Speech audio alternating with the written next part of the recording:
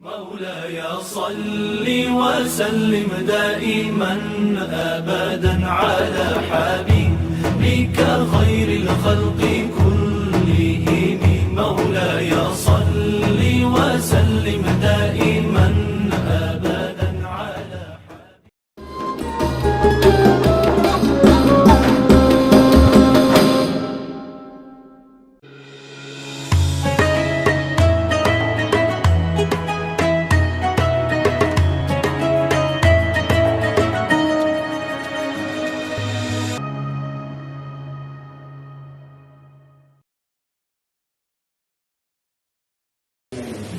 Assalamualaikum warahmatullahi wabarakatuh. Waalaikumsalam warahmatullahi wabarakatuh. Oke, kembali lagi bersama kami di History Islamic Podcast. Oke, bersama saya Zahra Al-Munawwarah sebagai host dan rekan saya Dita Rosmin yang tahu sebagai host. Oke, kami di sini akan membawakan podcast yang berjudul Komunikasi Penyiaran Islam. Oke, kalian perlu tahu nih, apa sih jurusan komunikasi penyiaran Islam itu? Maka hari ini kami mendatangkan bintang tamu dari mahasiswa kampus Yaidul Azhar. Oke bang, silakan perkenalan terlebih dahulu. Halo teman-teman, perkenalkan nama saya Radiansa. Saya dari Fakultas Dakwah, Prodi Komunikasi Penyiaran Islam. Halo teman-teman semuanya, perkenalkan nama saya Saudara Jaya Kasibuan. Saya mahasiswa Fakultas Dakwah, Prodi Komunikasi Penyiaran Islam. Halo teman-teman, nama saya Rizky Syahputra, Fakultas Dakwah, Prodi Komunikasi Penyiaran Islam. Oke, terima kasih ya bapak-bapak ya kan. Oke baiklah, berarti salah satu bintang tamu spesial. Kenapa? Karena kami pada hari ini menghadirkan mahasiswa yang pastinya memiliki prestasi di kampusnya. Apalagi jurusan abang ini jurusan Fakultas Dakwah. Berarti abang bisa berdakwah ini lah ya. Coba juga. Enggak juga ya? Oh, berarti ada hal lain dalam ini ya. Belum tentu hanya dakwah yang diajarkan ya bang. Fakultas Dakwah belum tentu hanya berdakwah.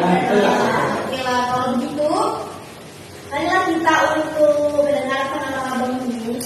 Apa aja sih manfaatnya atau yang bisa diambil dari Fakultas Dakwah dan jurusan Komunikasi Penyiaran Islam? Oke bang.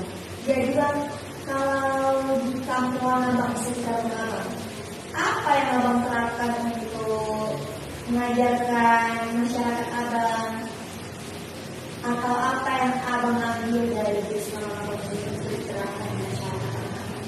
Ya, misalnya ya kan? Oke, mana itu coba? Terima kasih Kak. Sekali lagi saya perkenalkan diri. Saya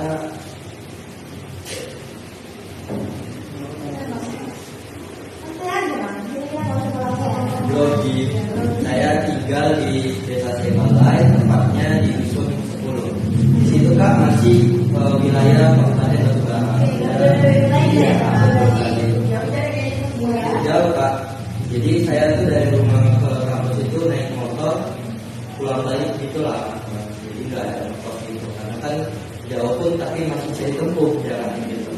Kebetulan karena memang di kampus saya itu Kak, dia anak-anak muda, terutama anak-anak SMP dan anak-anak SMA itu dia cara komunikasi ke yang lebih tua itu kurang sopan gitu kan. Jadi di situ saya menerapkan ilmu yang saya dapat di kampus. Saya berikan kepada mereka bahwasanya jangan seperti itu gitu. Saya ajarkan bagaimana beretika dalam berkomunikasi terhadap yang lebih tua.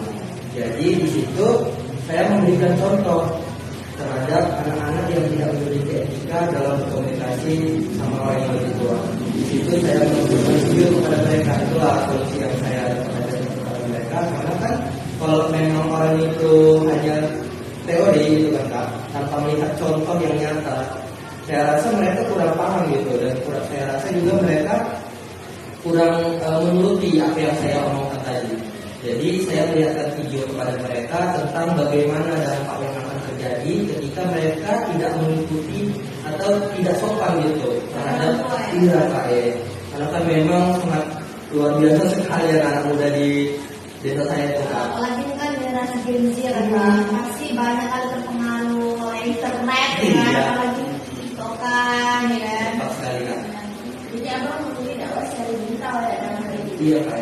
Dan juga cara profesional, cara tatap muka.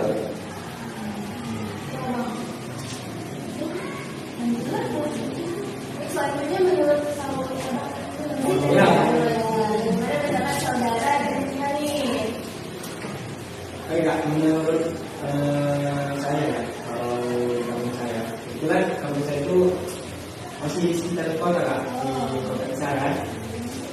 Jadi kalau misalnya dari rumah saya ke kampus cukup dekat sih. Kalau misalnya kayak di Lempar aja,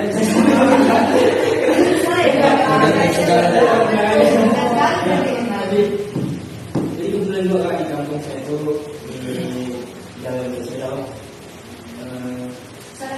Iya, saya di timur. Kenapa? Agak jauh gitu. Jadi ya pres gitu. Ada kakak cantik. Iya. Saya dong. Lanjut bang. Gitu. Di kampus saya itu masalahnya Kak, yang paling banyak dan paling susah kita itu adalah narkoba. Ya, jadi sangat sulit untuk kita bisa mendekati para ini. Soalnya memang sudah jelas kan narkoba Kak, ada yang penjara di bawah umur. Karena itu wilayah kepala Iya, ya. iya. Jadi Berarti kalau untuk sendiri. iya, bisa. Jadi mungkin harus ada bantuan dari pemerintahan.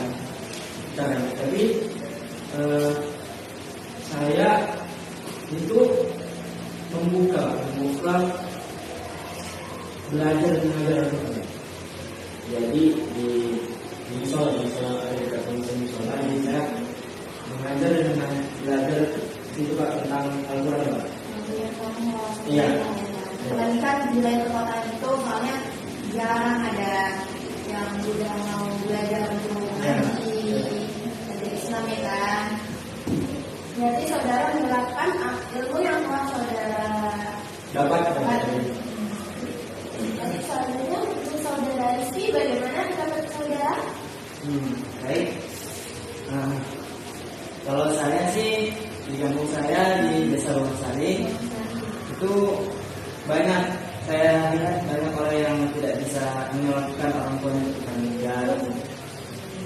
Bagi remaja, bagi orang tua pun ada yang tidak bisa menyelamatkannya. Jadi saya berinisiatif untuk mengajari mereka cara menyelamatkan jenazah ya kan, praktek. Tidak hanya itu, saya juga mengajarkan ngaji, mahabbah, dan lain-lain. Dan satu hal lagi, di sana saya tengok banyak sekali orang anak-anak itu main gitu, itu toksik banget. Jadi saya kasih tantangan atau seperti saya kasih challenge. Jadi kalau dia tahan tidak bermain game itu tidak toksik, saya akan beri dia gitu. Jadi anak itu bersemangat lah. Iya, itulah menarik para gengsi-gengsi itu Bisa ya. mengurangi mereka Toksik kan ya. Gitu. Itulah. Itu dia tesnya siapa?